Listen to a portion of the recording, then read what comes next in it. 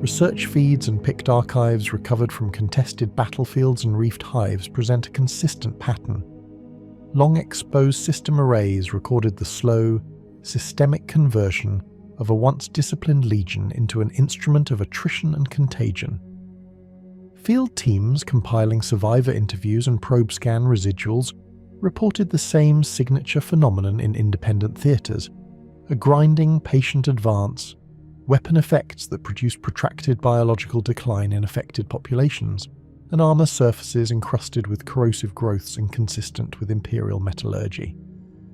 These observations, when cross-checked with recovered logistic manifests and pre-heresy muster rolls, point to a single military formation and its descendants as the primary vector for the recorded phenomena, the Death Guard.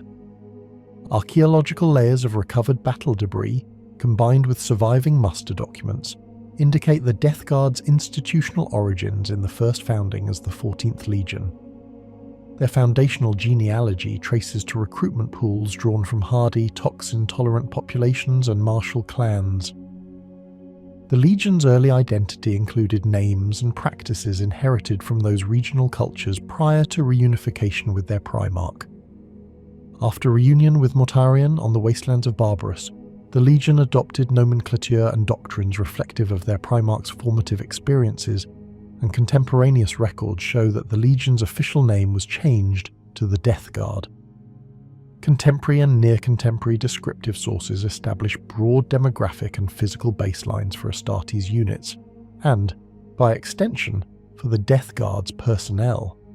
Fully armoured Space Marines are routinely recorded as standing between 2.1 meters and 3 meters in height while in power armour, with an armoured mass commonly between 500 and 1,000 kilograms. Unarmoured metric projections place individual Astartes substantially lower in gross mass but still markedly larger than baseline humans. These recorded ranges provide the quantitative framework used in archival reconstructions when specific Death Guard biometric data are absent. Surviving muster and company scale reports from the Great Crusade and early Heresy era provide two useful scalar references for population estimates. Pre-heresy organizational records identify the Death Guard as functionally structured into 7 great companies. Official notations describe each great company as nominally fielding on the order of 70,000 Astartes, though internal commentary and later analyses note that those figures were rarely, if ever, met in practice. Operational strengths varied significantly by campaign attrition, recruitment shortfalls, and logistical constraints. These figures should be treated as doctrinal maxima rather than reliably sustained effective strength. Distinctive physical and behavioral traits are prominent in the archival record and in later codex and field manuals, compiled by both Imperial and non-Imperial observers. Prior to their contamination by chaos corruptions, the Death Guard exhibited doctrine-level preferences for endurance, protracted operations, and heavy infantry tactics. Field manuals and after-action reports describe a legion that excelled in attritional warfare, deliberately trading tempo for the steady exhaustion and erosion of an opponent's capacity to fight. Post-heresy transformations, both biological and technological, introduced new diagnostic traits: plague-ridden physiology, systemic mutational markers, and a tactical emphasis on contaminative effectors. These signatures are present on recovered armour, in the composition of munitions, and in persistent environmental samples taken from liberated zones. Recruitment and early conditioning of Death Guard aspirants are recorded as reflecting both local tradition and the wider Astartes creation protocols. Gene seed records indicate origin lines drawn from hardy frontier and industrial populations. Early manuals emphasize resistance to toxic atmospheres, psychological resilience under prolonged deprivation, and a cultural emphasis on grim perseverance. The Death Guard's training pipelines and augmentation regimens conformed broadly to the Imperium's augmentic protocols, while retaining doctrinal inflections derived from Mortarion's own formative militia. After augmentation, standard gear and issued armour were comparable to other legions, but field modifications and specialised plague-tolerant systems appear in multiple recovered equipment manifests. Technological inventories recorded in both pre- and post-heresy sources show a persistent reliance on rugged, low-maintenance systems optimized for longevity and survivability rather than speed. Contemporary codex material and printed facsimiles list an armory that includes modified power armor variants, close support artillery, and demon engine integrations. The Death Guard embraced variants of standard Astartes systems while integrating unique plague delivery mechanisms and organic augmentation assemblies in the post-heresy era. Modern codicological summaries and the factions published codex present the Death Guard as a force blessed by contagion and engineered to protract engagements through persistent area denial and corrosive ordnance. Weapon systems and personal equipment are repeatedly documented with two complementary emphases: survivability under corrosive conditions and capacity to disseminate biological agents. Infantry-scale inventories commonly list bolt weaponry, adapted to fouled atmospheres, specialized plague spewers and plague belchers capable of projecting virulent payloads, and heavier support arms such as blight launchers used to saturate zones with reactive munitions. Close combat instruments often bear the category label of plague weapons, hybrid melee devices whose lethality is compounded by pestilential secondary effects, registered on post-engagement forensic scans. These armaments appear alongside conventional heavy weapons, but field doctrine favors delivery systems that increase attrition and contamination over headline damage per shot. At the vehicle tier, multiple classes of transport and artillery are associated with Death Guard operational doctrine. Standard chassis such as the Chaos Rhino are documented as persistent transport platforms in logistical manifests and field diagrams, adapted for the transport of heavily afflicted infantry and fitted with plague conditioning systems. On the artillery and demon engine side, the Plagueburst Crawler appears consistently in technical drawings and engagement records. Archived engineering briefs describe it as a slow, heavily armoured platform, fielding a Plagueburst mortar capable of scattering corrosive spore clouds on detonation. Demon engine integration and slow, inexorable advance patterns appear in both field reports and later strategic analyses as defining elements of Death Guard combined arms. Material culture and personal equipment show an extended history of ritualized corruption following the Horus Heresy. Where earlier records emphasize conventional heraldry and tactical appliques, later inventories and recovered mycological samples indicate the deliberate incorporation of biological reservoirs, spore containment units, and armor-integrated incubation cavities. Examination of recovered plasteel and ceramite fragments reveals surface biofilms with metabolic signatures that resist standard sterilization protocols. These samples are catalogued in multiple repositories and cited in codex appendices as a distinguishing material effect of Nurgle-infused systems. The functional outcome is consistent across sources, armor and gear that both protect and propagate. Field doctrine and recorded tactics emphasize a deliberate departure from maneuver-centric warfare toward a methodology of grinding advance and systemic degradation of enemy logistics. Multiple after-action reports and later codex interpretations underline the Death Guard's preference for operations where terrain and duration favor the deployment of persistent contaminants and siege systems.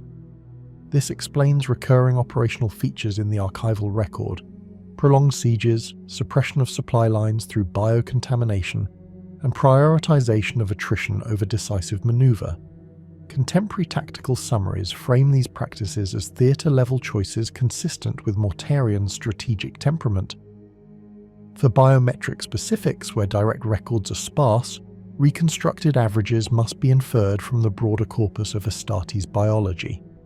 Using the established armoured height and mass windows as a baseline, and accounting for known post-heresy mutational expansion in some individuals, an operationally useful average for Death Guard Astartes in serviceable power armor is a standing height slightly above 2.1 meters and an armored mass on the lower half of the general Astartes range, reflecting heavy corrosion and encumbrance, plus organic incrustation in field operational units. Unarmored metrics are not consistently available and vary widely. Reconstructions therefore prioritize armored dimensions for comparative and logistical modeling. Finally, recruitment continuity and replacement protocols after the Horus Heresy adapted to the Legion's new condition. Surviving administrative correspondence and later codices describe a hybridized replacement practice, a mix of traditional gene seed augmentation and the utilization of local converts and cultist incorporations where conventional recruitment pipelines failed. This adaptive approach is reflected in unit diversity observed by field teams, variances in physiology, armor condition, and tactical employment that correlate with the theatre and the period of recruitment. Analysts caution that post-heresy population statistics are therefore heterogeneous and campaign-dependent.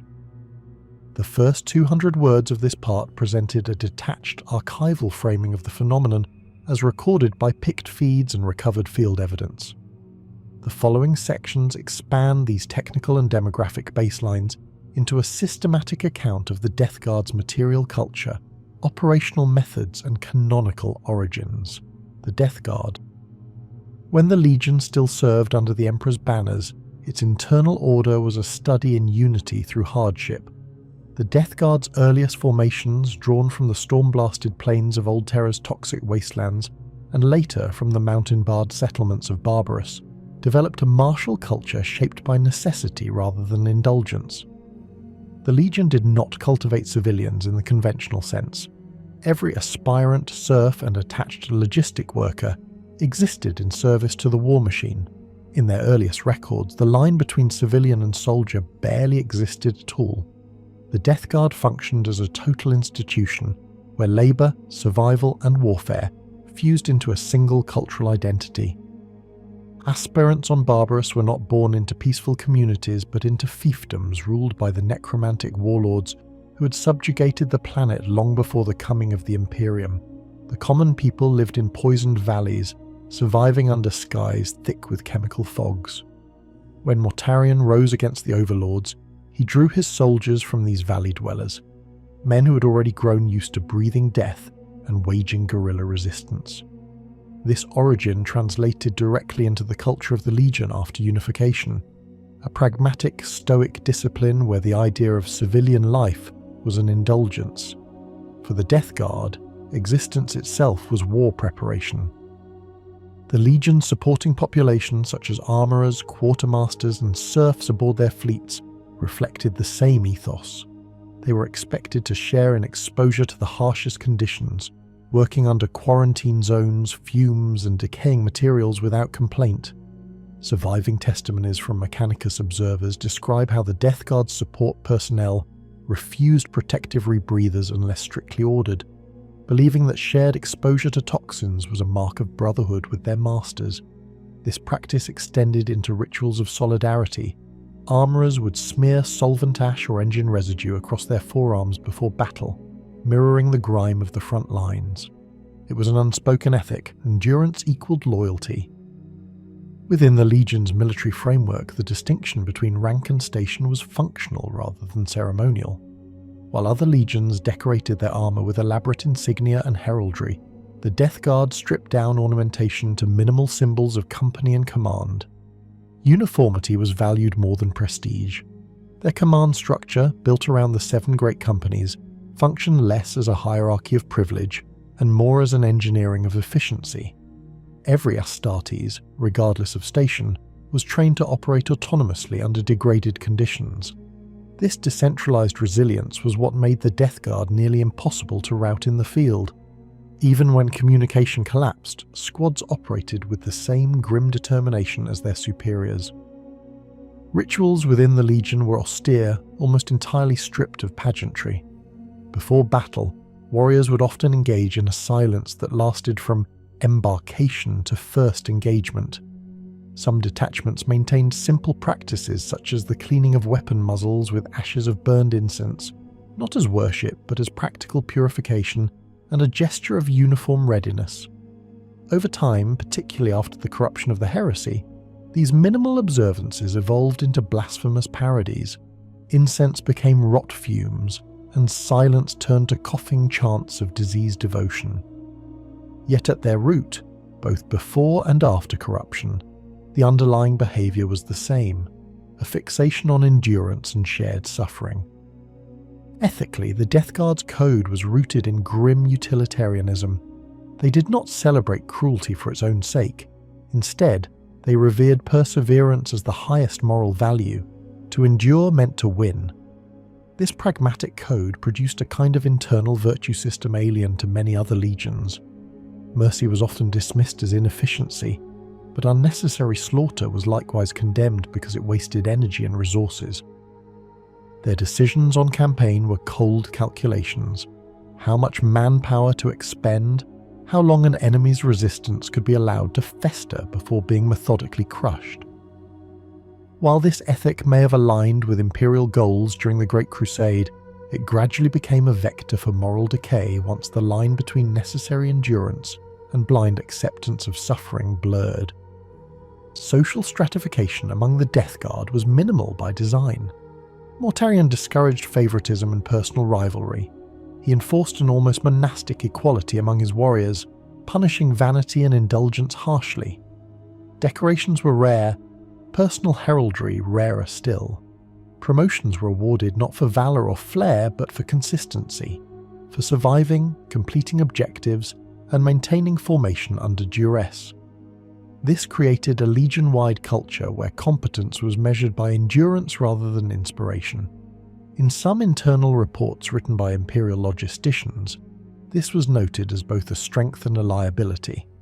The Death Guard could fight without morale boosts, but they also lacked the visionary spark that characterized legions like the Lunar Wolves or Blood Angels. Mortarion himself, the primarch of the Death Guard, embodied this structure completely. His rule was absolute but not flamboyant. He was not given to long speeches or pageantry.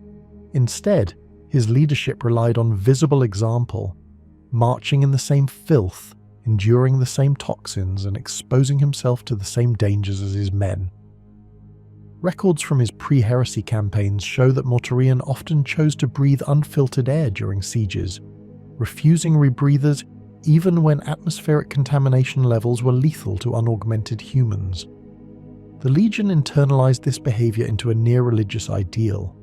The willingness to share in degradation became the mark of command. The internal caste structure of the Death Guard, if one can call it that, was more functional than hierarchical. At the uppermost level stood the commanders of the great companies, the captains who reported directly to Mortarion. Beneath them were the Death Shroud Terminators, Mortarion's personal bodyguard. Their presence carried spiritual as well as tactical weight. Chosen from among the most disciplined and stoic warriors, they were said to mirror Mortarion's demeanor perfectly, serving as exemplars of silence and sacrifice.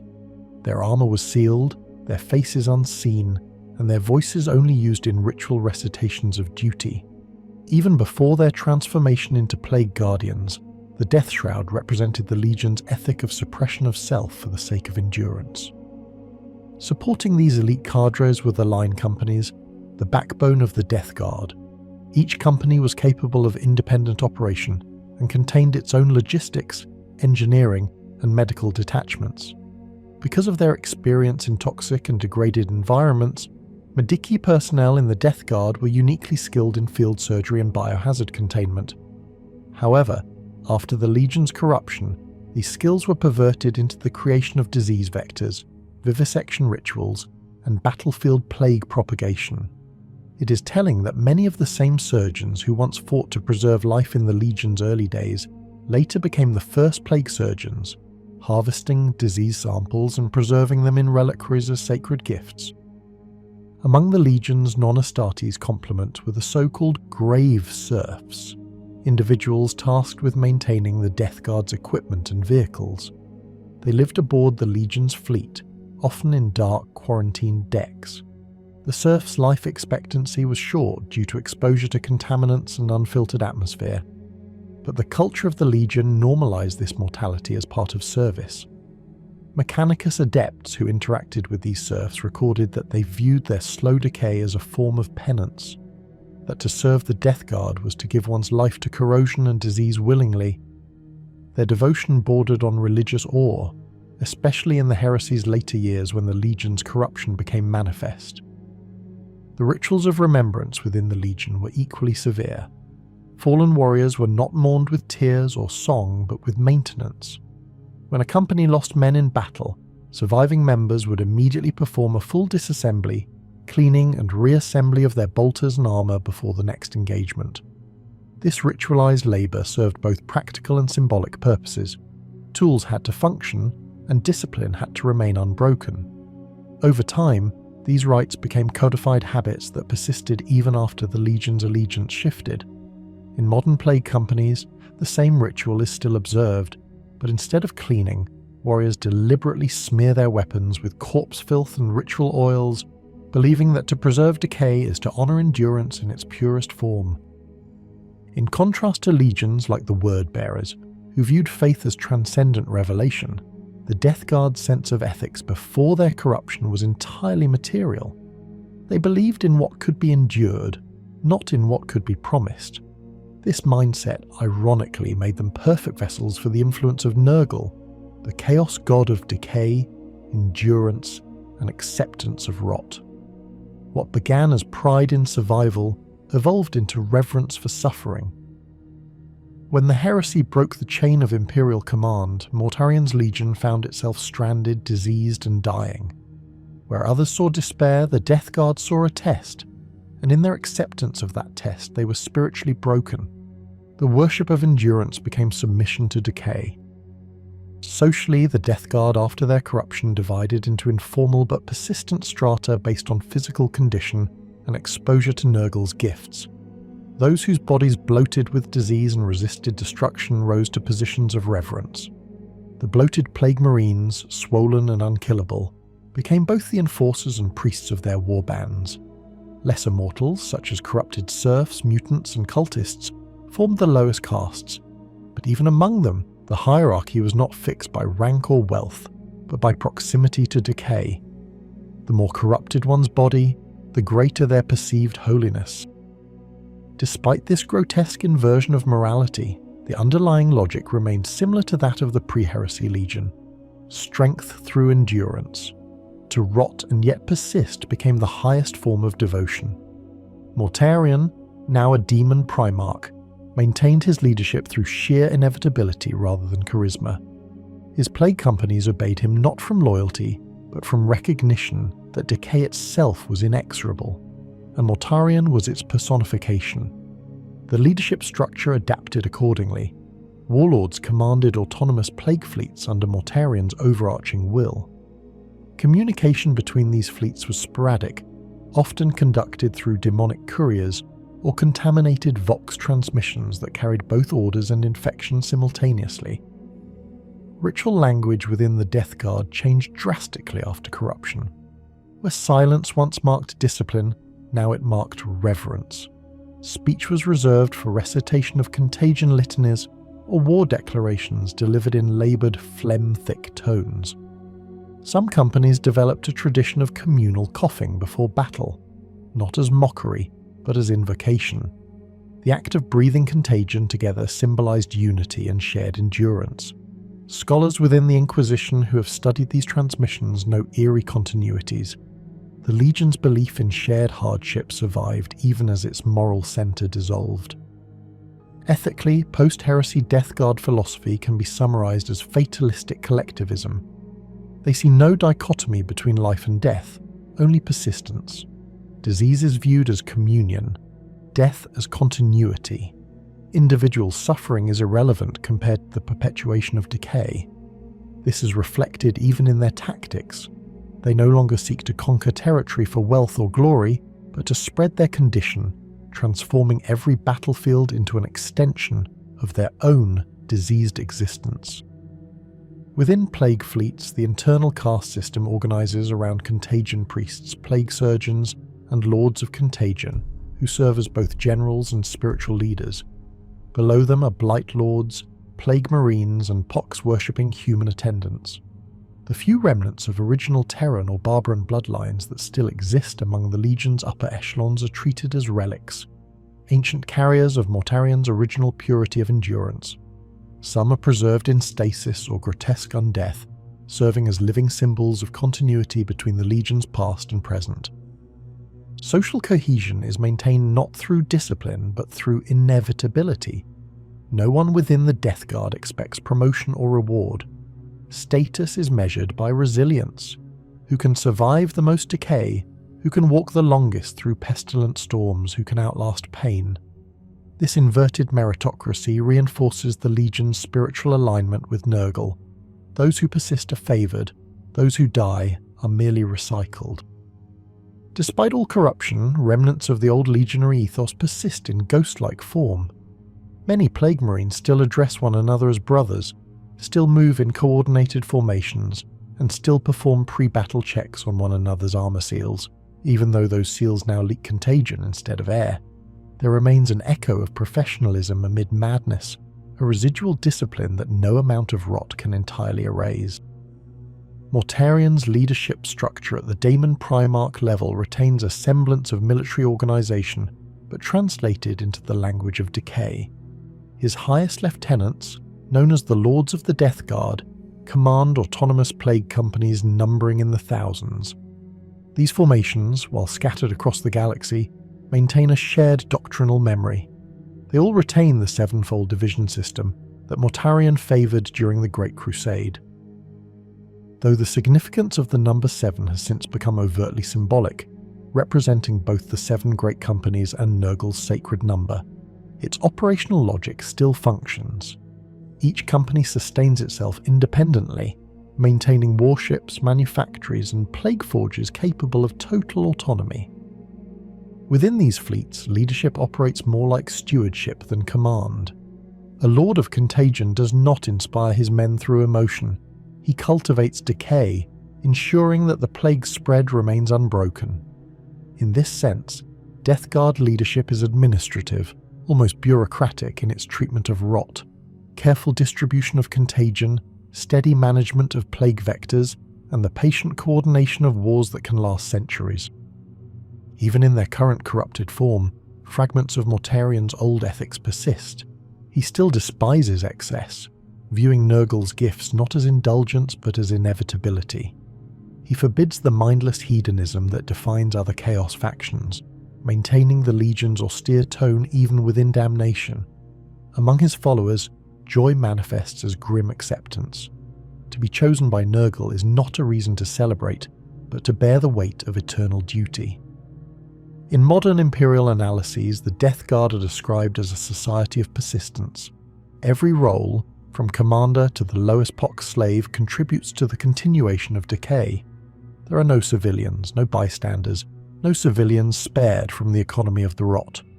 Their fleets function as moving ecosystems sustained by entropy and regeneration. Where Imperial ships rely on resource supply, Death Guard vessels feed on decomposition, their hulls lined with living rot, their reactors throbbing with demonic infection. Even logistics follow this logic. When resources run low, they cultivate plagues to consume organic waste, turning death into sustenance. Their ethics, in the end, are the dark mirror of their origins. Once, the Death Guard believed that to endure was to triumph. Now they believe that to decay is to endure forever. The line between the two was thin, and once crossed, irreversible. Yet it is this continuity, this unbroken thread of endurance from Barbarous to the Plague Planet, that defines them more than any mutation or contagion ever could. The Death Guard's transformation from a brotherhood of survivalists into an empire of plague was not a collapse, but an evolution of logic carried to its extreme. Mortarion's legion remains consistent in principle, even when the principle itself became disease. In the darkness of the 41st millennium, they march still, patient, organized, unhurried, proving that endurance, once idolized, can become its own corruption. The Death Guard's identity has always revolved around endurance, not just physical, but spiritual. In them, resilience transcends biology and becomes a philosophy, a state of existence in defiance of all things fragile. From their earliest days as the 14th Legion, they were the embodiment of patience and attrition, soldiers who neither broke nor yielded, even as entire worlds fell around them. In their post-heresy form, that same endurance became rot made eternal, their calm resolve twisted into a plague-born indifference to suffering. Yet among their ranks, certain names and formations stand apart, their legacies carried through the filth and decay that now define this most corrupted of legions. At their core stands Mortarion, the primarch known as the Pale King, a being moulded by death and raised upon a world that taught him that survival itself is an act of war. Before his ascension, Mortarion ruled over the toxic world of Barbarous, where the air itself was poison and life was sustained through willpower and adaptation alone. From this crucible he forged his ideals: self-reliance, endurance, and contempt for weakness. He despised the aristocracy of his homeworld's overlords, necromantic warlords who enslaved their populations and hid in mountain fortresses above the clouds of corrosive fog. When the Emperor found him, Mortarion's bitterness toward authority ran deep, and though he swore allegiance to terror, that oath was one of pragmatism rather than devotion. This resentment would later fuel his fall to chaos, where his hatred of control found a new master, the grandfather of decay, Nurgle. As a commander, Mortarion's style was absolute and deliberate. He did not favour flashy manoeuvres or tactical deceit. He believed victory came to those who simply refused to die first. Under his rule, the Legion became a living wall of armoured bodies that advanced through fire and poison alike. In the Great Crusade, the Death Guard were often sent to worlds considered uninhabitable. Death worlds, plague-ridden cities, irradiated wastelands. They not only survived such environments but thrived, adapting their physiology and tactics to overcome conditions that would cripple any other legion. Even before their corruption, their resilience was near superhuman. Among Mortarion's lieutenants, one name burns brightest and most cursed. Among the 14th, Callus Typhon, later known as Typhus, the Herald of Nurgle. Once the captain of the First Company and a trusted confidant of Mortarion, Typhon's brilliance was matched only by his arrogance. It was he who led the Death Guard into the embrace of Nurgle during the Siege of Terror. When the Legion's fleet was trapped in the warp, its navigators dead and its engines dying, Typhon promised salvation, claiming he alone could guide them through. What followed was not rescue but damnation. He opened the path to the Garden of Nurgle, and the Legion's agony became their rebirth. Their bodies bloated with contagion, their organs ruptured and reformed, and from the depths of their suffering they emerged as plague marines, immortal, diseased, and loyal to decay itself.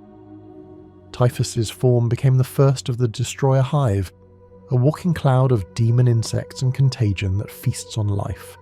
His ship, the Terminus Est, drifts through the warp as a plague vessel, its holds filled with disease engines and caged demons, spreading pestilence across the stars.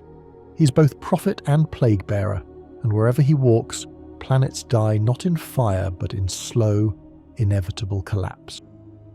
Beyond these infamous figures, the Death Guard are sustained by their elite formations, each a relic of both Imperial discipline and Chaos mutation. The Death Shroud Terminators are perhaps the most iconic. Once Mortarion's personal bodyguard, these warriors were chosen not for their strength but for their willingness to die in his stead.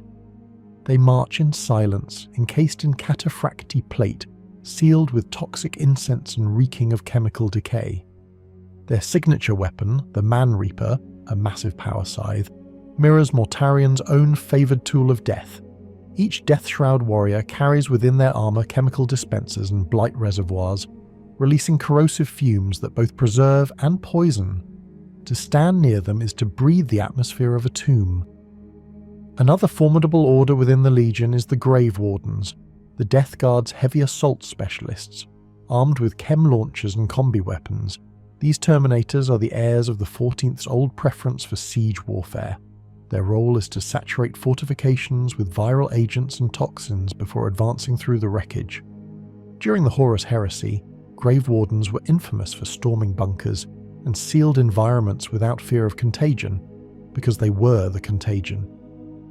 In the millennia that followed, their ranks expanded to include demon-infused war machines, living engines of corruption that embody the Legion's unending decay. The Plagueburst Crawler is a prime example, an artillery tank whose shells explode in clouds of diseased ichor that dissolve flesh and armour alike. Unlike Imperial vehicles maintained by logic and engineering, the Crawler's maintenance is a ritual of feeding. It requires the offering of organic matter to keep its demon spirit content. Similarly, blight drones, those buzzing engines of rot, swarm through the air as twisted mockeries of Imperial aircraft. Each drone houses a bound nurgling or lesser demon, laughing as it sprays viral bile and spores upon enemy ranks. Then there are the foetid bloat drones and mephitic blight haulers, grotesque machines animated by warp entities that merge metal, flesh, and filth. These devices are not simply tools of war, they are extensions of the Death Guard's nature, persistence turned monstrous. Their mechanical groans mix with the gurgling laughter of their bound spirits, creating a symphony of decay that echoes across battlefields long after the fighting ends. Even among these horrors, the Death Guard retain their tactical discipline. Their methods are methodical and eerily consistent, advance slowly, absorb the enemy's assault, and grind resistance into submission. They favour direct engagements, with minimal reliance on stealth or mobility. In the eyes of the R14th, movement is secondary to inevitability. Their strategy mirrors the diseases they worship: patient, creeping, unstoppable. Where other Chaos Legions thrive on fury or spectacle, the Death Guard's strength lies in their absolute certainty that time itself is their ally. Behaviourally, the Death Guard are defined by stoic fatalism. They have long abandoned fear and desire. Instead, they exist in a state of detached acceptance. Pain, hunger, exhaustion. These sensations no longer register as suffering but as reminders of their unlife. Each Plague Marine is a shell sustained by disease, their consciousness dulled by centuries of rot. Yet, beneath that decay lies a strange serenity. To them, corruption is not punishment, but liberation from the cycle of mortality. They do not fear death, for they are death incarnate. Their instincts in combat mirror this psychology. They do not retreat. They do not panic. Even when overwhelmed, their instinct is to persist until there is nothing left to endure. This unbreakable resolve is not courage in the traditional sense, but a kind of spiritual numbness, a total erasure of self-preservation. In them, the line between soldier and corpse blurs completely. Still, within their corrupted hearts, fragments of their old humanity occasionally flicker. Some Death Guard veterans recall fragments of Barbarous, the chill of poisoned winds, the sight of human villages struggling beneath the smog. These memories are not sentiment. They are habits of thought, echoes of a time when survival was an act of rebellion rather than faith. But such recollections fade beneath the constant whispering of Nurgle's blessings. Their laughter, grotesque and childlike, fills the silence where fear once lived. Atop this decaying hierarchy, Mortarion rules from the Plague Planet, a realm of perpetual rot within the Eye of Terror. There, time has a little meaning, and entire continents are made of congealed disease. The Death Guard's command structure reflects his own vision of order, simple, brutal, and unwavering. Each Vectorium or warband is led by a Lord of Contagion, a hulking commander who spreads the Primarch's will across the galaxy. Beneath them serve Plague Champions, Blightbringers, and Noxious Blightbringers, heralds and overseers of decay.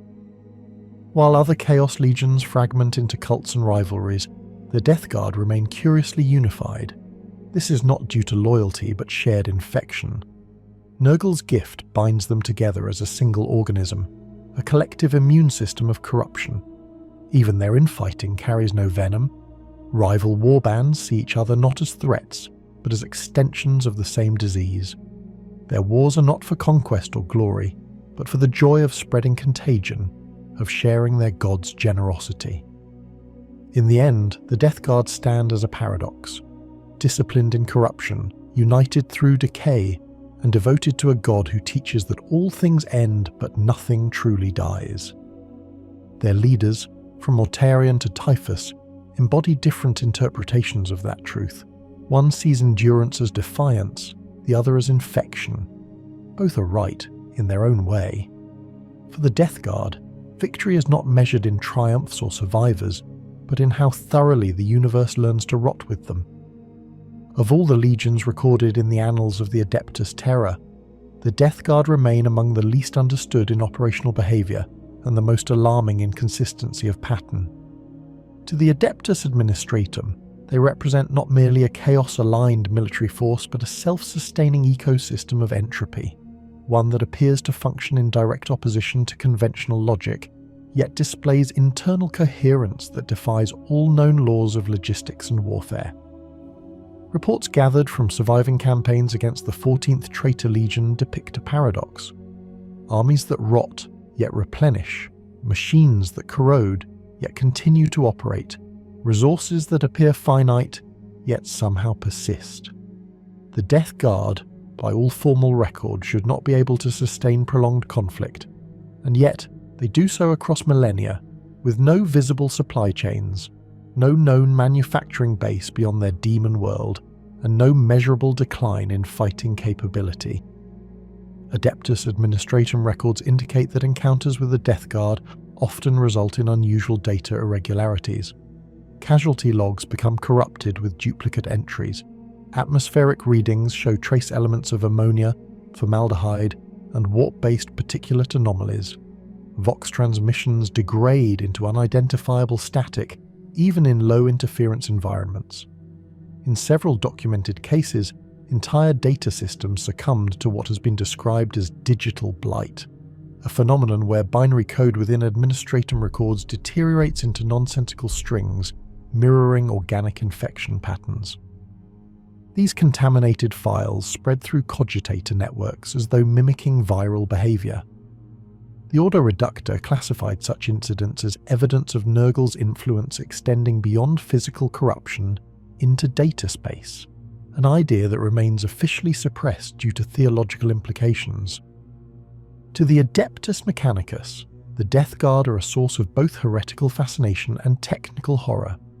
The Mechanicus regard them as a violation of all principles of sacred preservation, yet cannot deny the brutal effectiveness of their corrupted technology.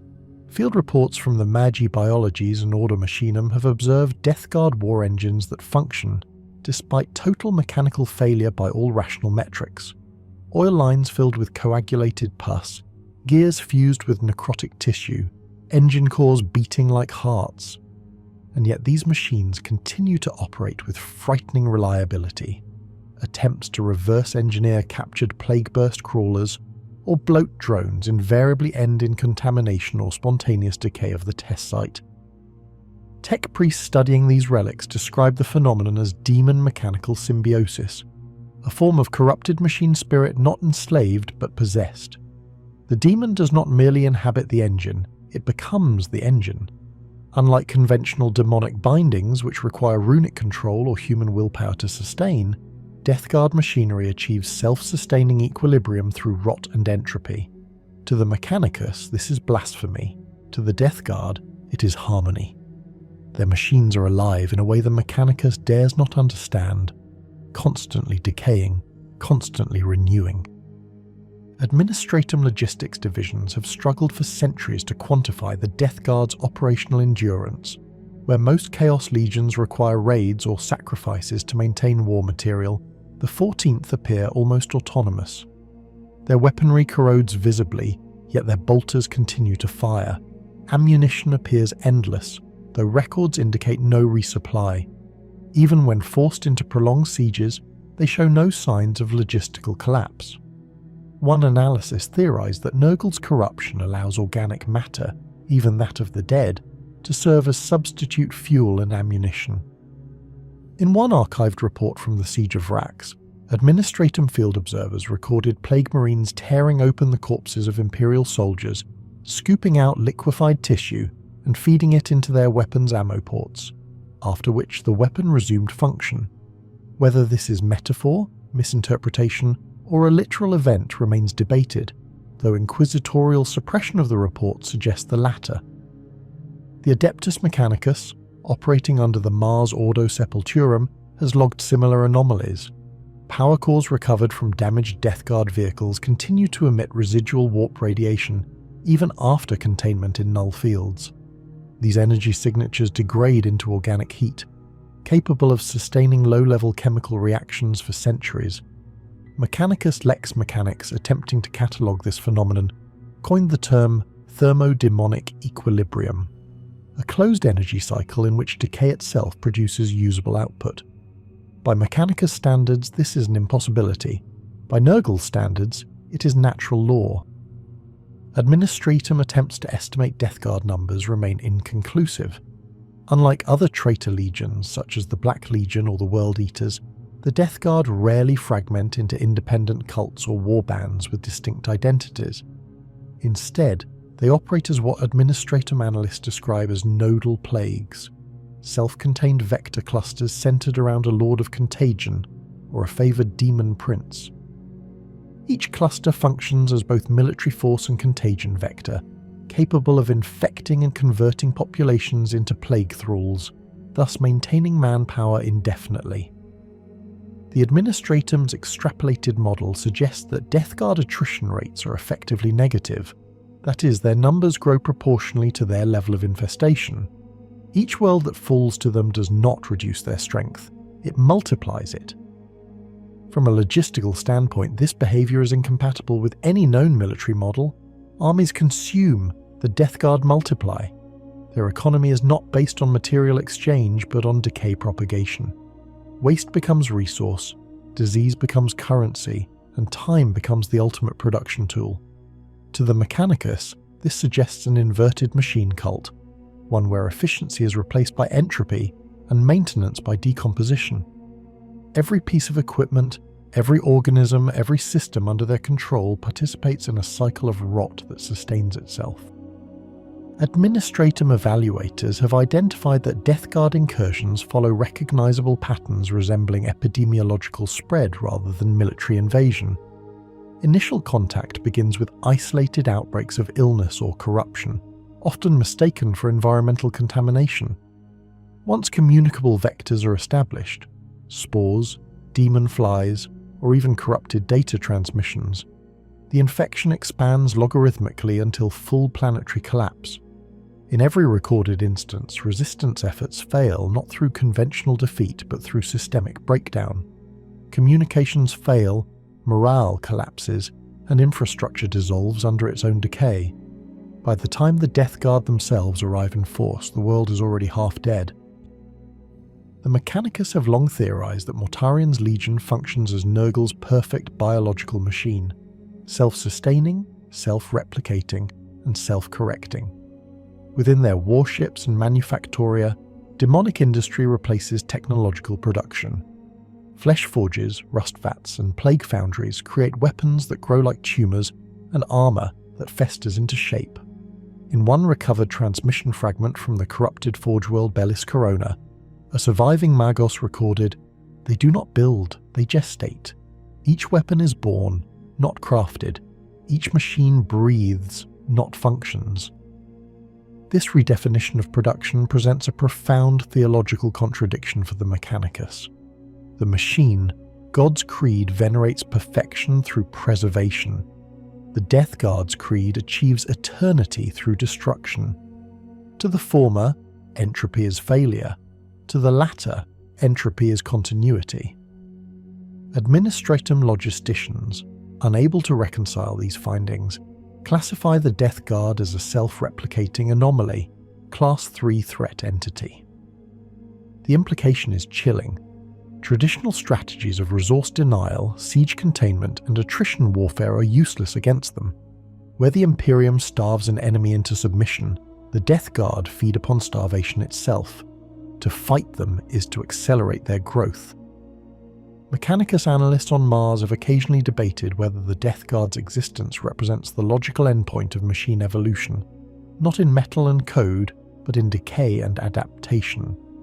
An unkillable, self-fueling system immune to entropy precisely because it embraces it. Such discussions are banned as heresy, but the data remains archived in sealed vaults, redacted under the sigil of the Order Machinum.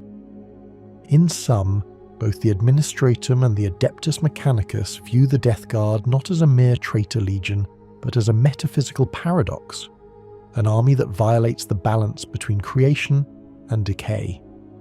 They endure where logic insists they should perish, and they expand where matter itself breaks down. To the Imperium, they are a logistical impossibility. To Nurgle, they are perfection. Across 10,000 years of Imperial history, the Death Guard have appeared as the slow-moving but inevitable hand of ruin.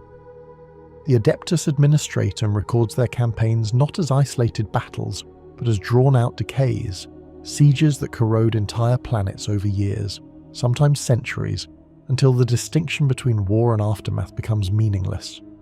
Mechanicus data archives confirm that the Death Guard's methods follow an almost biological rhythm, expanding and contracting like infection cycles, each engagement feeding the next. What distinguishes them from other traitor legions is not the scale of their violence, but its patience. Every Death Guard offensive begins long before the first bolt round is fired, and often ends long after the enemy has perished. The Siege of Barbarous Prime, though predating the heresy, remains the archetype of their later doctrine. Mortarian's approach to warfare even in his mortal years revolved around attrition, endurance, and total environmental domination. When transposed into the context of the Great Crusade and later the Long War, these same principles evolved into a unique strategic identity. The Death Guard favour worlds where attrition is not a risk but a weapon, dense hive cities, toxic wastelands, or plague-ridden manufactoria. Environments that exhaust their enemies only strengthen them. Administratum reports show that Imperial Guard units facing the Death Guard often succumb to heatstroke, dehydration, or disease long before direct combat begins. One of the earliest post-heresy records comes from the Scouring of Ajax, an engagement that defined the Legion's post-corruption tactics. The world of Ajax, once a proud bastion of Ultramar's agricultural output, became a living laboratory for Nurgle's contagions. Administratum reports describe the initial invasion as meteorological irregularities, acidic rainfall, temperature shifts, and a growing haze that clouded orbital auspex. When the Death Guard finally descended, resistance was already crippled. The Mechanicus later determined that airborne vectors introduced months prior had eroded both machine systems and organic life. Vehicles rusted in their hangars, crops liquefied into sludge, and Vox relays emitted only muffled static. When the Death Guard appeared, they did not rush to slaughter. They simply walked through already dying lands, their pace steady, their formation precise. The invasion lasted only weeks, but the decay endured for decades. In contrast, the Siege of Vrax demonstrated their approach to large-scale siege warfare within the modern Imperium. Mechanicus siege chronicles detail the 14th Legion's presence during the later stages of that campaign, where they acted as both reinforcements and catalysts of total ruin. Vrax was already an apocalyptic battlefield, yet the arrival of the Death Guard transformed it from war zone to disease vector. Administratum logistic logs record an impossible escalation of contamination. Food stocks spoiled instantly, promethium turned viscous, and air filtration systems began breeding fungal masses. Even death corps of Krieg regiments, renowned for their immunity to despair, succumbed to exhaustion, vomiting blood as they fought. Adeptus Mechanicus observers confirmed that Death Guard bombardment patterns intentionally targeted water sources and ventilation ducts rather than enemy formations, ensuring that the planet itself became the weapon. By the time orbital bombardment cleansed the surface, Vrax had already become an uninhabitable plague world. Mechanicus War analysis of their fighting style describes it as logistical annihilation. Every action the Death Guard takes is calculated to corrupt the enemy's infrastructure. They do not seek tactical victory in the conventional sense. They seek to collapse the entire support ecosystem sustaining the enemy. Their advance is deliberate, infantry in thick phalanxes, never rushing, never retreating. Their armoured vehicles move in rigid coordination, maintaining firing lanes that saturate the field with overlapping zones of decay. The slowness is deceptive. Imperial commanders often mistake it for hesitation or lack of coordination, only to realise too late that every kilometre of ground surrendered becomes another wound in the planet's body. The Battle of Cornavin is another key engagement often referenced in Administratum and Mechanicus data. Though officially labelled an inquisitorial purge, The Death Guard's involvement was later confirmed through battlefield residue matching their unique biochemical signatures. Over 40 days of combat, entire mountain ranges liquefied under corrosive rainfall. Adeptus Mechanicus combat engineers attempting to study the phenomenon post-battle noted that the terrain itself had mutated. Stone carried bacterial growths, rust veins ran through the soil like capillaries. The fighting ceased only when the surviving planetary governor ordered an orbital strike, effectively killing his own world. Cornovin's destruction was a textbook example of Death Guard victory through endurance. The enemy died not from defeat but from exhaustion and despair. Their battle doctrine is almost ritualistic. Each conflict begins with plague bombardment, a combination of biological munitions, spore shells, and gas mortars designed not to kill immediately but to seed the environment. Then follows the March of Decay, armoured columns of plague marines advancing at uniform speed, ignoring return fire. Where other forces employ reconnaissance or flanking manoeuvres, the Death Guard rely on inevitability. They absorb damage as though immune to it, closing distance with unwavering pace. Mechanicus Auspex records show that even when vehicles are reduced to half functionality, they continue forward, sometimes propelled by internal organic growths or unseen demonic energy. Once engaged in close combat, their efficiency becomes horrifying. Power armor fused with demonic rot grants them strength disproportionate to their size, allowing them to crush Astartes armor with bare hands. Their favored melee implements, plague knives, flails, and scythes, are encrusted with toxins that eat through ceramite in seconds. Administratum casualty analysis reveals that even minor wounds inflicted by Death Guard weapons carry near 100% lethality within days. The wounds fester, the infection spreads, and even those who survive physically often succumb psychologically as their bodies rot from within. The fall of Varnus stands as another significant record from Mechanicus archives. Varnus was a minor forge world, rich in promethium and once vital to the Segmentum Obscurus. The Death Guard appeared without warning, emerging from the warp within the planet's outer defense perimeter. Imperial defense fleets engaged them immediately, yet their weapons failed inexplicably. Auspex screens displayed ghost readings, torpedoes detonated prematurely, and reactor cores malfunctioned across multiple ships. When planetary defenses finally responded, they found themselves firing upon corrupted machinery. Their own servitors and turrets had been biologically infected. Mechanicus observers postulated that the Death Guard employed viral scrap code laced with demonic essence, capable of rewriting machine logic through exposure. Within 2 months, Varnus collapsed into a chemical necropolis. The Death Guard harvested nothing and departed, leaving behind a forge world that would produce only rust and plague for centuries. Administratum's statistical analysis of their engagements reveals that Death Guard victories rarely result in territorial expansion. Instead, they leave behind dead systems, planets rendered unusable but spiritually aligned to Nurgle's will. Their campaigns function as long-term environmental warfare, converting matter itself into instruments of contagion. Each fallen world becomes another vector for warp contagion, further destabilizing surrounding sectors. In many cases, Imperial recovery efforts decades later result in renewed outbreaks. The infection is not merely physical but metaphysical, an imprint of Nurgle's domain lingering in reality. In terms of tactical hierarchy, their forces exhibit remarkable discipline. Mortarian's teachings on resilience persist even under chaos corruption. Each company operates with near-perfect self-reliance, maintaining formation even under bombardment. Mechanicus records of battlefield Auspex readings describe minimal communication chatter among Death Guard units. Orders are often carried through low-frequency bursts or visual gestures, implying a form of group intuition developed through centuries of warfare. Some Mechanicus theorists argue that the Death Guard may share a psychic resonance, a plague consciousness linking them through the warp. Though speculative, it would explain their seamless coordination even under conditions of total signal interference. The defense of Helium Primus further demonstrated their indifference to time as a factor in warfare.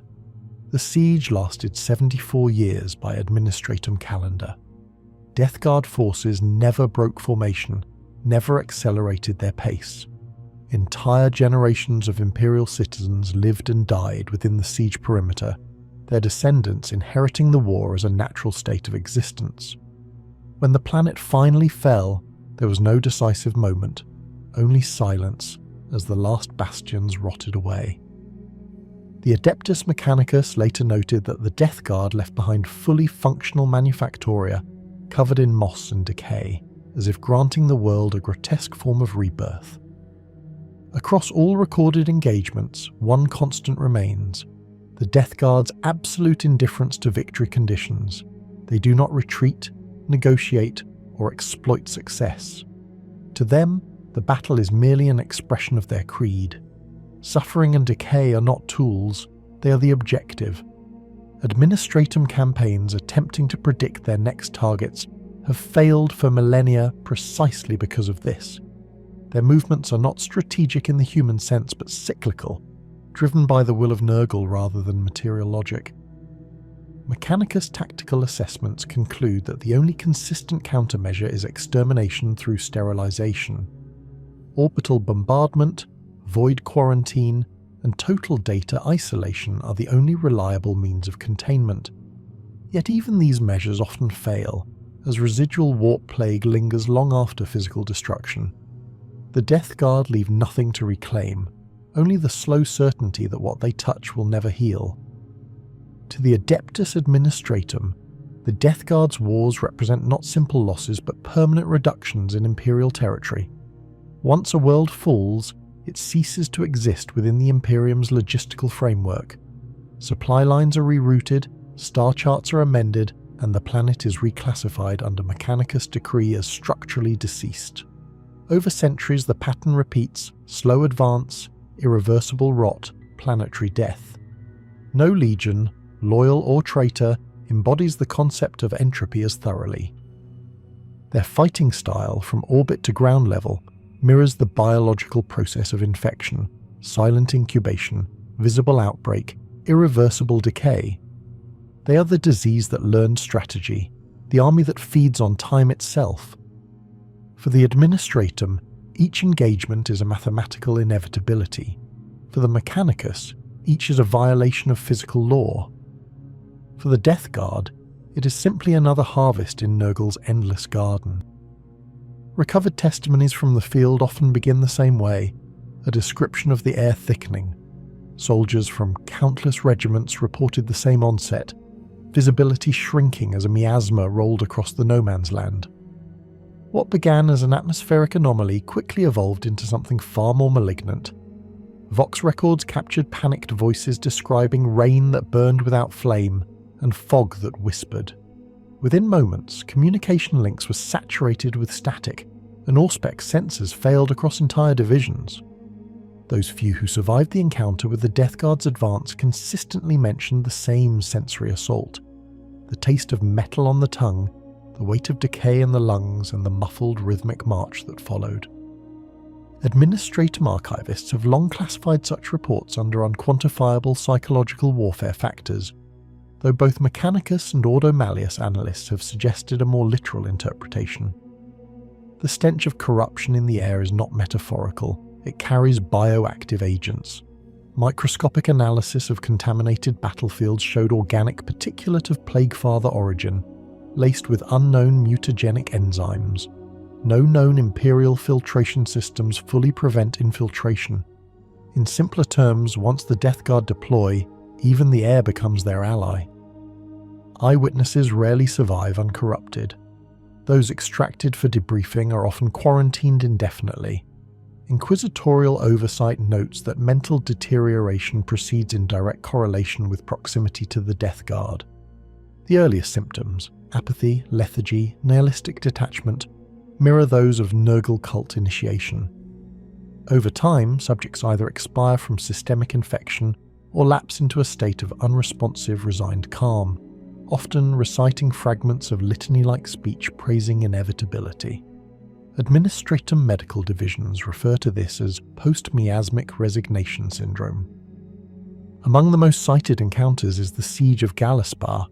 The Cadian 72nd Regiment, supported by 2 Titan maniples from Legio Invigilata, engaged what was thought to be a small warband of traitor marines near the hive's lower sprawl. Within 72 hours, the operation collapsed. Servitor feeds show Death Guard heavy infantry emerging through clouds of green-grey mist, armour corroded yet impenetrable, advancing through plasma fire as if indifferent to pain or mortality. The Titans themselves reported weapon inefficiency, machine spirits hesitating, systems failing without visible cause. The Mechanicus later determined that the humidity within the battlefield had risen to chemically impossible levels. Condensed moisture corroded circuitry, rusted servos, and induced psychic interference in machine spirits. The aftermath presented logistical horrors. The Mechanicus Magos, overseeing post-battle reclamation, noted that every contaminated surface, from stonecrete to ceramite, developed spore-like growths impervious to cleansing agents. Attempts to burn them intensified their spread, and several servitors tasked with decontamination mutated during the process, necessitating full-scale sterilization strikes.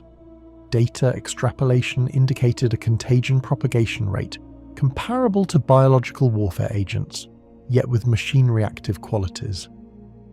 For the first time in Imperial record, the Mechanicus documented a plague capable of infecting non-organic matter, not through disease but through entropy itself.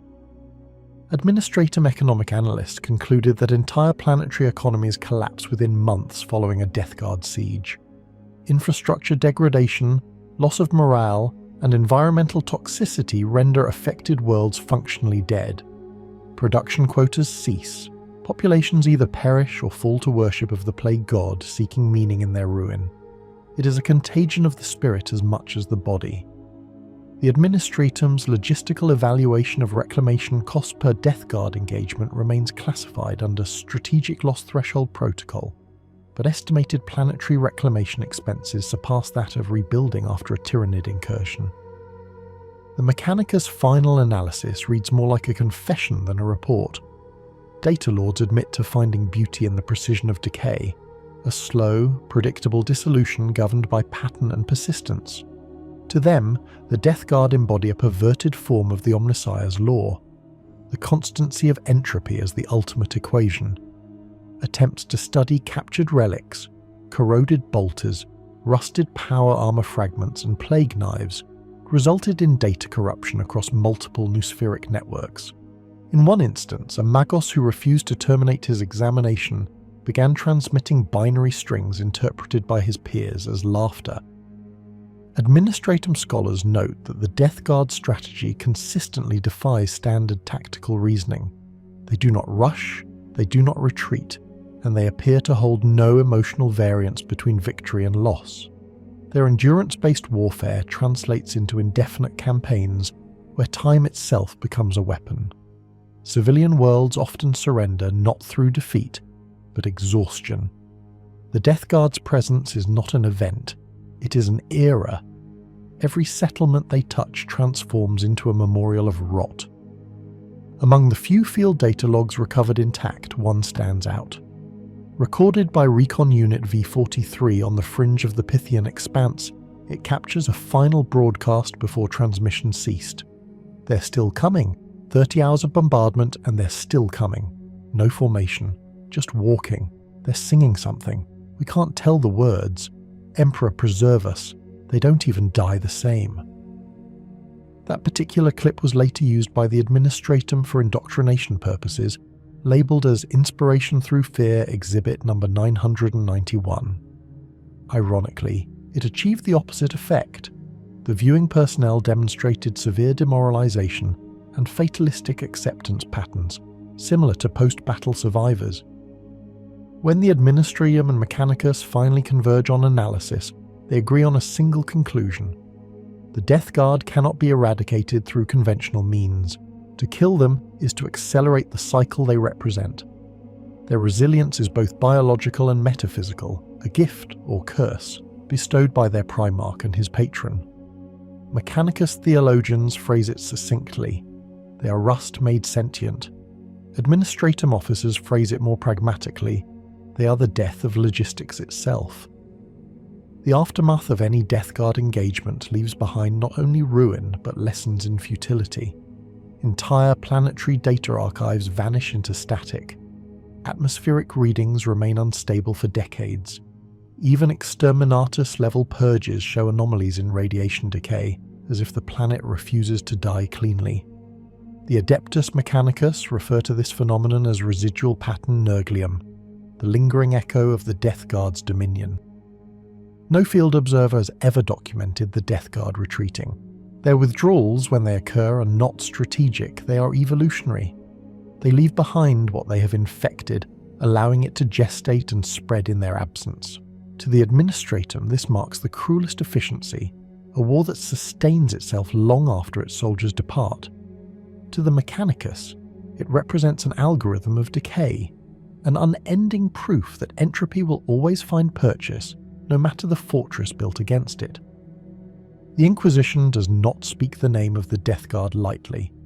Within Ordo Malleus archives, their designation, Legio Mortuus 14th, is accompanied by the highest category of containment clearance.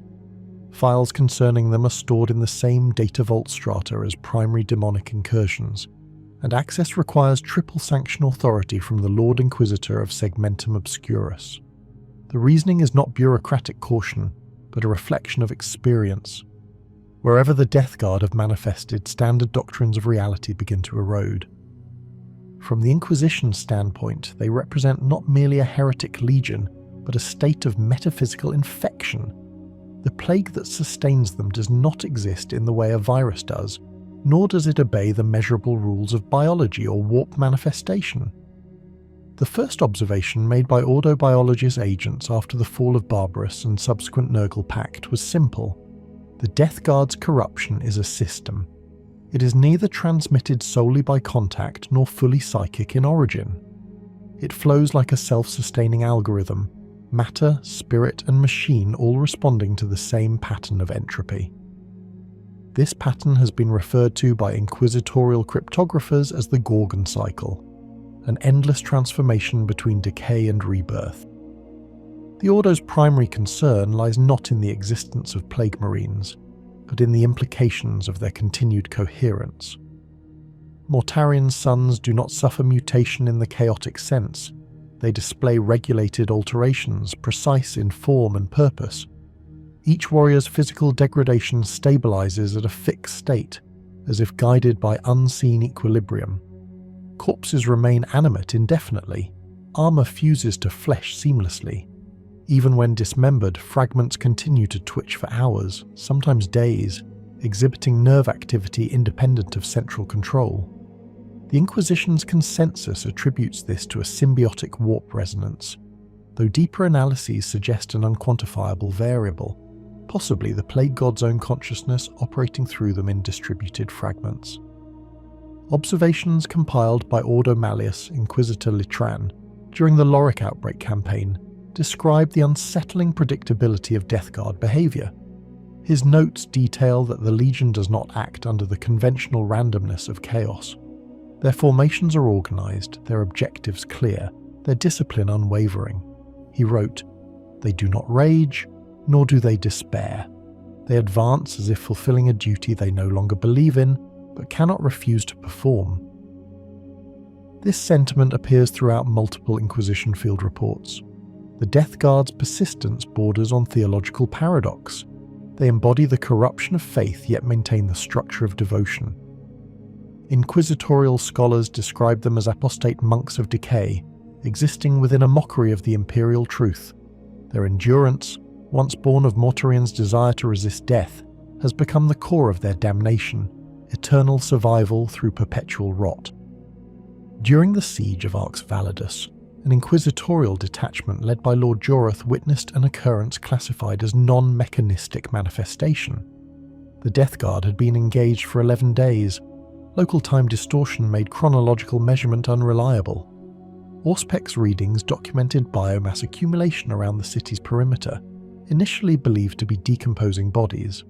However, analysis revealed the material was self-replicating, forming pseudopods that extended toward heat and motion.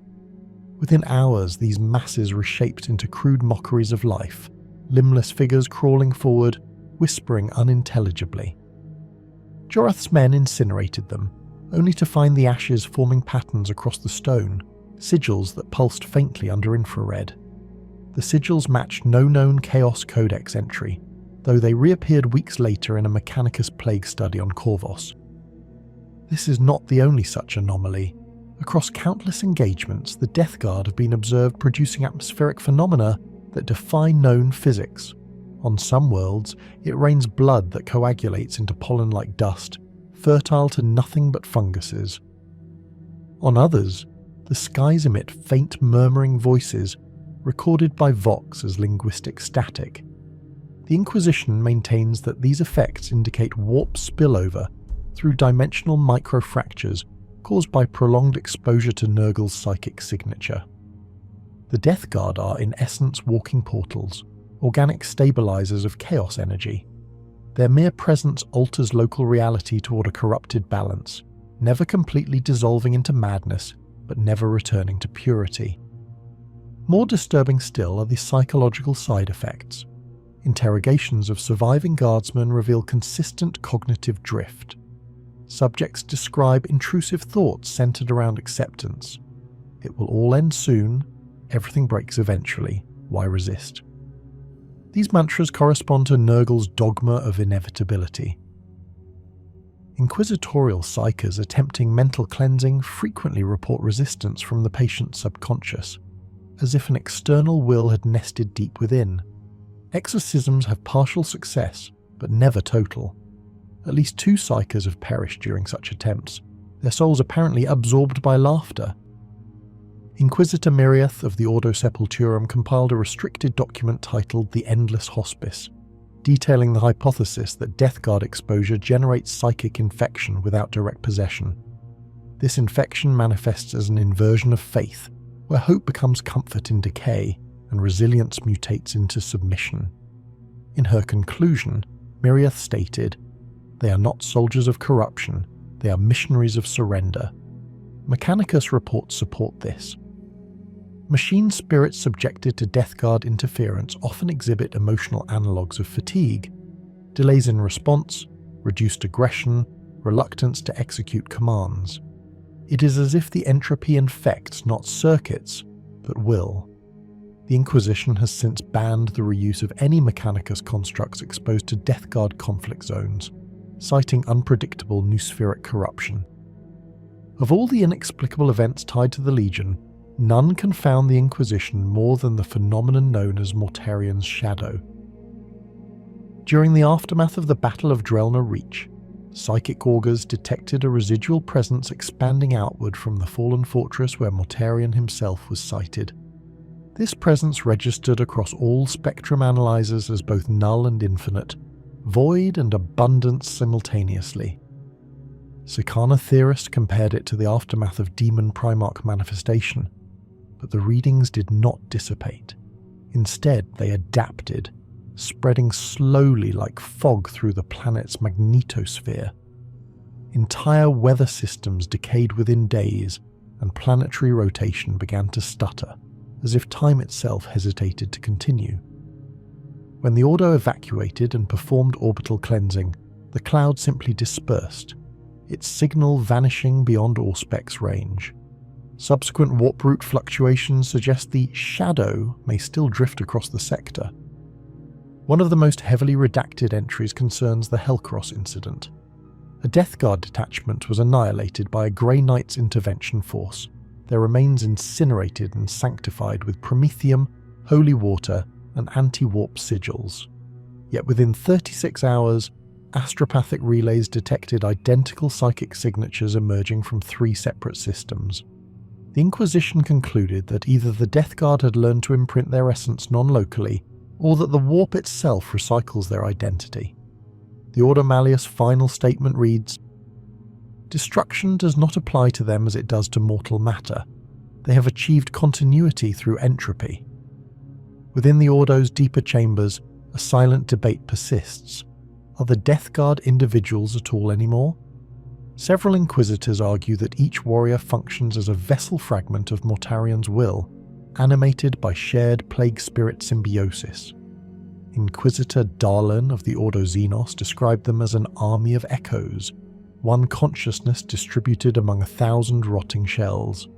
This hypothesis would explain their synchronized tactics and identical vocal tonality, even across vast distances. If true, it implies a level of warp networking previously unseen outside of demon collectives. The unexplainable reaches its apex in encounters with the Death Shroud Terminators, Mortarion's personal guard. Witness accounts suggest they appear before their primarch manifests, acting as heralds of his presence. What alarms the Inquisition most is the pattern of their arrival. They emerge not from warp portals or teleportation signatures, but from environmental transformation. Observers describe the air thickening, walls rotting, and ground bubbling before the shapes of the Death Shrouds solidify from within the decay itself. Theoretical cross-reference with pre-heresy data on barbarous atmospheric chemistry reveals a disturbing possibility that Mortarion's ancient homeworld was already aligned with a minor warp resonance, and his legion carries its echo still.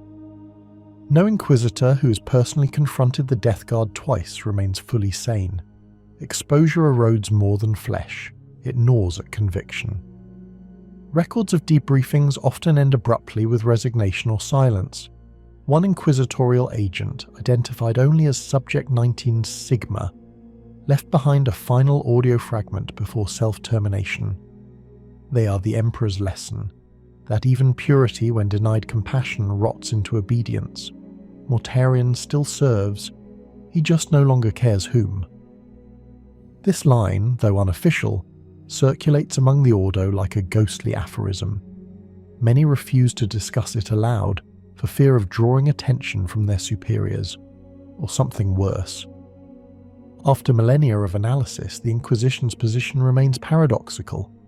They cannot fully classify the Death Guard as demonic, for they retain mortal structure, nor can they be labelled mortal, for they function as warp extensions. They exist in the interstice between life and corruption, form and entropy. To study them is to risk contamination, not only biological, but philosophical. The idea that decay is patient, merciful and inevitable has seduced more than a few Inquisitors into heresy. In the final addendum to the sealed report Malleus 44 Death Guard Codex, a nameless Inquisitor wrote the following: "The Death Guard do not kill hope, they convert it. They turn endurance into worship and pain into permanence. They are the proof that even faith can mould itself around decay." He concluded with a phrase stamped in black wax, words believed to have been spoken by Mortarion himself long ago. "All things serve their end. We simply stopped pretending otherwise." Across the millennia of recorded Imperial history, few battle records evoke such deep discomfort within the Inquisition as those involving the Death Guard. They do not merely appear on the battlefield, they arrive as a slow-motion event that bends cause and effect into an unnatural loop. The wars fought against them defy conventional chronometry, with time itself sometimes observed to decay, moments stretching into hours, hours collapsing into seconds. The Order Chronos keeps its distance from these records, refusing to authenticate their timestamps. What remains is a collection of disjointed data fragments collated by the Ordo Malleus and Mechanicus expeditionaries, forming a mosaic of horror stitched together by reluctant scribes. The Carthion subjugation was one such anomaly. Administratum records describe the engagement as lasting 14 days. However, data extracted from personal chronometers of the fallen guard regiments suggest that subjective experience of the campaign extended well over a standard month. Time dilation fields were not present, nor was there evidence of warp storms in orbit. Vox recordings recovered from the ruins reveal static-laced communications that repeat phrases hours apart, yet seamlessly aligned in tone and sequence. It appeared as though voices from the first day of combat responded directly to messages sent weeks later. The Mechanicus investigation team reported temporal feedback interference, though one Magos theorist suggested the Death Guard's corruption may have synchronized with the planet's magnetic field, using it to create a psychic echo of past and present communications. No conclusion was reached. The world was declared quarantined under Exterminatus-grade seal 2 years later, following reports of chronometric sickness among the remaining populace, victims aging decades in days or reverting to childhood for moments before perishing. A separate inquisitorial dossier, stamped under case file Mortuaria, recounts the Battle of Grendel's Hollow. Here, 3 Astra Militarum regiments encountered a Death Guard force estimated at 500 Plague Marines. Initial Vox imagery showed standard engagement patterns, artillery suppression followed by infantry advance, but then the landscape itself began to shift. Fields turned into bubbling marshes, structures sagged under their own weight, and the air filled with microscopic debris mistaken for ash. Mechanicus Auspex later confirmed it was pulverized bone. The planet's crust had somehow integrated the remains of billions buried in its soil, reanimating their molecular memory as part of the battlefield's environment. Observers described the ground as breathing. The Death Guard moved without difficulty, as though guided by the very decay they had summoned. When the Inquisition retrieved the few survivors, most had lost the ability to speak. Their throats were coated in calcified dust, and their eyes filmed over with a greenish membrane. The final entry of the field report concludes, "The dead fought on their behalf." The Dagon Rift incident offers another disturbing insight. The Death Guard fleet engaged an Imperial battle group consisting of 2 Retribution-class battleships, 4 cruisers, and 8 escorts. Vox records indicate the Death Guard vessels appeared suddenly within 20 kilometers of the Imperial line, bypassing standard warp emergence. Sensors registered no signature transitions, as if the ships had materialized through local space rather than translating from the warp. Mechanicus analysts dubbed the effect null translation, a phenomenon believed to exploit decayed warp pathways through overlapping realities. When the fleets engaged, the Death Guard's flagship, Terminus Est, projected an expanding miasma that rendered all communications useless. Machine spirits aboard the Imperial ships began to chant in binary lamentation before systems collapsed entirely. The few survivors who escaped through life pods described the experience as drowning in thick air. Inquisition psychic autopsies later discovered embedded echoes of Nurgle's laughter within their subconscious, a faint, rhythmic pulse synchronized with the cardiac pattern. Equally disturbing was the Lugrax convergence. This world had been lost to plague decades earlier, but was rediscovered when Imperial cartographers noticed orbital anomalies around its decaying moon. When a recon team descended, they found what appeared to be a battlefield frozen mid-conflict. Corpses of loyalists and traitors alike stood locked in position, weapons raised, their flesh long decomposed, but their armor perfectly intact. Even the smoke from detonations hung motionless in the air, preserved like an image. The Death Guard insignia adorned several figures near the center, their eyes hollow but faintly luminous. No heat signatures were present. The Mechanicus concluded the planet had been trapped in a warp stasis bubble, a localized reality fracture that halted entropy at a precise instant. Yet the paradox lay in the nature of the Death Guard themselves. Entities embodying decay should not be capable of preserving anything, much less freezing rot in place. Ordo Malleus scholars believe this may represent Nurgle's inverse principle. Preservation through stagnation, the stillness of perfect decay. The world remains under quarantine, unvisited since. The Draxis reclamation effort was notable for an anomaly involving auditory perception. Imperial troops reported hearing distant bells even before contact with the Death Guard. The tone was uniform, resonating across kilometers of wasteland, echoing beneath solid rock and through sealed hab structures. No source was ever found. As the battle progressed, Vox interference increased until all commands degraded into layered, overlapping chimes. Analysis of recorded data shows that the tones formed harmonic intervals corresponding to heart rate frequencies of the fallen soldiers. The Adeptus Mechanicus concluded that the Death Guard's war engines emitted low-frequency vibrations calibrated to interact with bioelectric impulses. Yet Ordo Psychoner reports suggested a darker truth. The bells were not mechanical but spiritual, the tolling of metaphysical instruments within the warp marking each death as an offering to the plague god. Among sealed reports, few matched the horror of the Cyprinal catastrophe. The Death Guard's presence was only confirmed posthumously, after an entire world's data archive fell silent. When an inquisitorial scout frigate arrived, the planet's surface was covered in a thin film of what appeared to be translucent skin. Beneath it, movement. Every structure, from hive towers to manufactoria, pulsed rhythmically, as though breathing. The Inquisition deemed the site uninhabitable, but before orbital cleansing could begin, the skin split open. Clouds of gas expelled into orbit formed crude, face-like shapes before dissipating. Cogitator logs later found aboard the frigate contained partial data bursts, the same data repeating every 36 seconds, each iteration more corrupted, replacing letters with organic-looking symbols resembling growth patterns of mold. Tech priests who analyzed the code experienced auditory hallucinations of whispering, some claiming to hear their own names. The Mechanicus declared the data self-replicating infection code, later designated Blight Code. Its existence suggests that Death Guard contagion can manifest as algorithmic corruption, an intersection between biological disease and digital decay. Inquisitorial testimony from the Carthago Purge documents what is perhaps the most unsettling observation: spontaneous manifestation of Death Guard forces within sealed Imperial installations.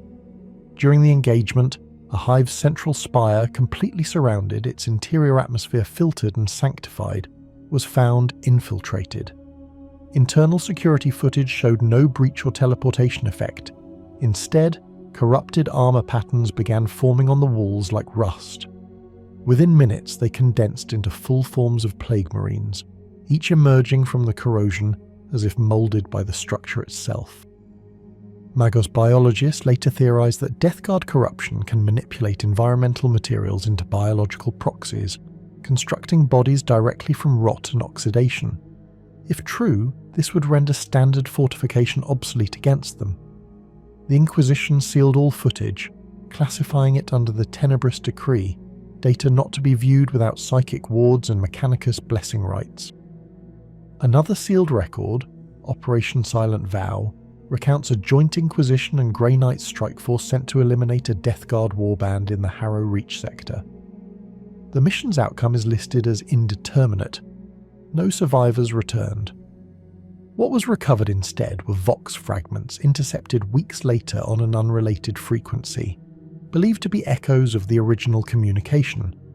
The fragments include phrases such as "they are waiting in the fog" and "it's not a planet anymore." When decoded, the transmission timestamps aligned with the same chronological second repeated infinitely, suggesting the message originated from a temporal pocket. The Inquisition has since theorized that certain Death Guard engagements occur within recursive time loops, where cause and effect collapse into perpetual decay. This theory remains unconfirmed, as those exposed to loop phenomena display progressive dissociation and memory degradation, culminating in complete neural breakdown. The Agarthis siege provided the most measurable anomaly. For the first 3 days, the Death Guard advanced in predictable waves, sustaining minimal losses. On the 4th day, orbital augers detected a distortion field expanding from the enemy's central line. It was not a warp storm, but something resembling gravitational inversion. Objects within range began to crumble inward, collapsing into dense black spheres that later exploded into clouds of spores. What defies reason is that the spore clouds then reconstituted fallen Death Guard warriors, fully armoured, reforming from particulate dust. The Adeptus Mechanicus observed and documented the process but could not replicate it. The Inquisition classed the effect as reversal of entropy through corruption resonance, an act of impossible physics only achievable through direct warp interference. Forensic scans revealed that each resurrected warrior bore new corrosion patterns identical to ancient barbarous script, implying the phenomenon had ritual significance tied to their primarch's heritage. Through these engagements, a consistent behavioral pattern emerges. The Death Guard do not strike for conquest. Their wars are laboratories, manifestations of decay studied and perfected. Each battle refines the process of entropy, testing new forms of infection, exploring limits of life's resistance. It is as if the Legion's war campaigns serve as divine experimentation under Nurgle's direction, with the galaxy itself as their petri dish. The Inquisition has classified them not merely as an enemy, but as a cosmic principle in motion, a systemic embodiment of rot, conducting field experiments across existence. A classified report from Ordo Sepulturum Lord Inquisitor Callan describes what he calls the law of return. According to his studies, every world touched by the Death Guard eventually mirrors Barbarous in environmental composition. Soil composition, humidity, and even microbial flora evolve toward a toxic balance, identical to that of Mortarian's original domain. The pattern occurs regardless of intervention, suggesting that the Legion carries within them a planetary contagion blueprint, an imprint of their lost homeworld etched into their essence. Mechanicus logic engines support this finding, noting similar mineral alignments and atmospheric acid ratios in over 20 confirmed plague worlds. Even destruction offers no guarantee of reprieve. The Ordo Malleus maintains sealed documentation of the second death of Galen's Reach, a planet subjected to exterminatus by cyclonic torpedoes following a Death Guard invasion. 50 years later, a rogue trader passing through the sector recorded images of the same planet, whole, scarred, but unmistakably reformed, orbiting its star as though untouched. No warp storms were detected. The trader's vessel experienced system failure and vanished after transmission. The Inquisition received the images but could not locate the planet again. The report's final annotation reads, "Entropy does not end, it recycles." Every record collected, whether through Mechanicus analytics or Inquisition autopsies, points to one consistent truth. The Death Guard's wars are not measured in victories or defeats, but in contamination. Each campaign leaves behind residue, spiritual, physical, or data-based, that alters its surroundings. Their defeats are temporary stagnations. Their annihilations are simply pauses in a process that cannot be stopped. For every world that burns, spores drift elsewhere. For every data vault purged, another begins to fester unseen. The Inquisition's closing statement in the sealed document Malleus Mortis Segmentum Obscurus Edition captures the essence of these anomalies in one chilling line. When the Death Guard wage war, the universe itself begins to decompose. The final assessments of the Death Guard, compiled across multiple inquisitorial dossiers and cross-referenced with Mechanicus field data, remain some of the most restricted in Imperial archives. Classified as Level Alpha Plus, these records are fragmented and deliberately redacted, with only partial access granted to field operatives and senior Psychonaut analysts. What remains accessible provides insight into both the operational reality of the Death Guard and the philosophical implications of their existence. In the most heavily secured files, the Death Guard are described not simply as a traitor legion, but as a systemic force of decay, a tangible manifestation of entropy directed with purpose. Inquisitors note the difficulty of applying standard definitions of life and death to encounters with the Legion. Observed behaviour is inconsistent with mortal logic. Units persist beyond expected survival thresholds, continue to function after apparent total destruction, and demonstrate coordination independent of conventional command structures. Psychological evaluation of survivors consistently reveals the imposition of a pervasive nihilistic influence, effectively converting resistance into apathy or submission. The classified combat logs of the Death Guard, drawn from operative field journals and recovered Vox transmissions, illustrate a pattern of strategic patience and environmental manipulation.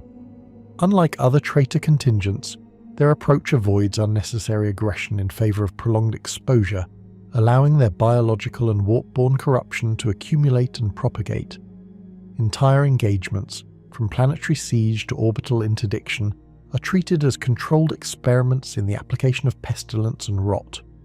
In some instances, Mechanicus analysis confirms that the Death Guard actively exploit material degradation in mechanical systems, accelerating entropy to disrupt logistics and communications, effectively neutralizing opposing forces without direct engagement. Sealed encounter reports highlight numerous cases where conventional or even enhanced Imperial firepower proved ineffective. Notable among these is the destruction of the 5th Agrippina fleet by a Death Guard contingent whose vessels emitted warp-corrupted plagues into surrounding space, eroding hull integrity and destabilizing power cores. Attempts at targeting the Legion's vessels through psychic projection and strategic assault repeatedly failed.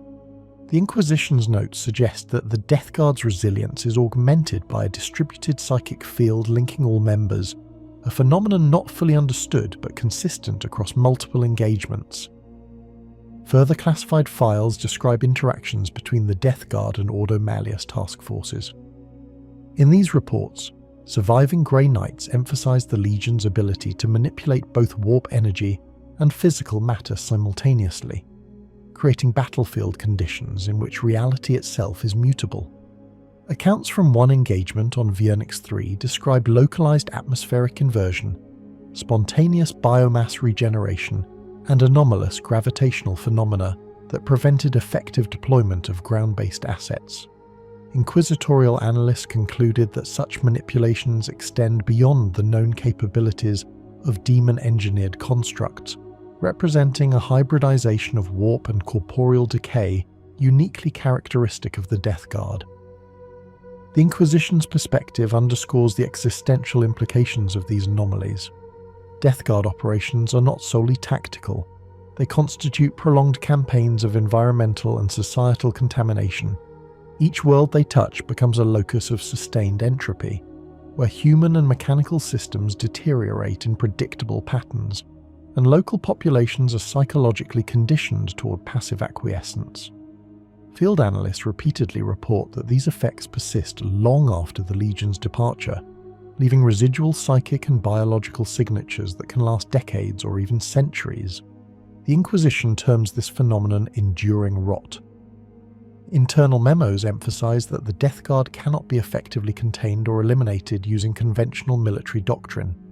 Entire planetary sectors have been subjected to exterminatus following their incursions, yet subsequent observations indicate that traces of corruption, miasma, and psychic resonance persist, suggesting that true destruction may be impossible. This has led some Inquisitors to postulate that the Death Guard operate as instruments of a universal principle, the inevitability of decay and the futility of resistance against entropy when aligned with the will of Nurgle. The philosophical implications are reiterated in the final redacted assessment. The Death Guard embody a paradoxical persistence. They demonstrate extreme lethality through inaction, as much as through action, and survival is maintained through calculated exposure to corruption. Inquisitorial reports reference repeated instances in which soldiers, civilians, and psychers exposed to their presence are compelled to act against previous loyalties, either through mental influence, biological contagion, or environmental conditioning. This effect extends to machinery, where even servitors show anomalous behavior patterns, often exhibiting delayed responses or operational corruption. The Legion's influence, therefore, is not limited to corporeal targets, but encompasses entire systems, effectively redefining the concept of warfare from kinetic engagement to pervasive existential manipulation. Sealed witness logs emphasize the moral and psychological weight of these findings. Operatives frequently describe feelings of despair, inevitability, and futility that manifest during observation of the Death Guard. In some cases, Inquisitors have recorded personal admissions that prolonged study leads to diminished faith in the Imperium's capacity to endure. These logs are redacted but referenced in procedural doctrine as a cautionary principle. Extended exposure to Death Guard operations necessitates rigorous Sakana monitoring and cyclical mental conditioning for all personnel involved. Classified dossiers also note the long-term strategic implications for Imperial logistics. Administratum and Mechanicus studies compiled in secret highlight that the Death Guard's campaigns indirectly cause cascading failures in supply chains, planetary infrastructure, and communication networks. Their operational model relies not on rapid conquest but on attritional presence, ensuring that any countermeasures must contend with persistent environmental, psychic, and chemical hazards. It is the Inquisition's position that conventional military strategies are insufficient, and only extreme preventative isolation or occult intervention can hope to mitigate their influence. In final reflection, inquisitorial analysis presents a singular conclusion. The Death Guard operate outside the typical spectrum of threat classification. They are neither fully mortal nor fully demon, yet their capabilities rival both. Their campaigns extend beyond immediate tactical outcomes, influencing environmental, psychological, and temporal conditions in ways that the Imperium struggles to quantify. Within the Order Malleus, they are considered a benchmark for contingency planning, a living, persistent reminder that some threats cannot be destroyed, only monitored and contained. A final note from the sealed conclusion emphasizes this principle. The Death Guard exemplify the persistence of corruption as principle, not accident. Their presence is a continuous experiment in decay, in which the universe itself becomes a laboratory. To study them is necessary, to challenge them is perilous, and to ignore them is impossible. They are, in all measures, inevitability incarnate. The archives close with redactions spanning dozens of pages, with only fragmentary data available for broader review. Even the Order Malleus acknowledges that the Death Guard's enduring influence is not fully understood. Their campaigns leave a lasting imprint on human, mechanical, and warp systems alike, and every recorded encounter reinforces the necessity for vigilance, adaptability, and extreme caution. In the view of the Inquisition, the Death Guard remain an unyielding systemic threat, a force that cannot be eradicated, only contained and studied, as the universe itself continues to bend around their presence.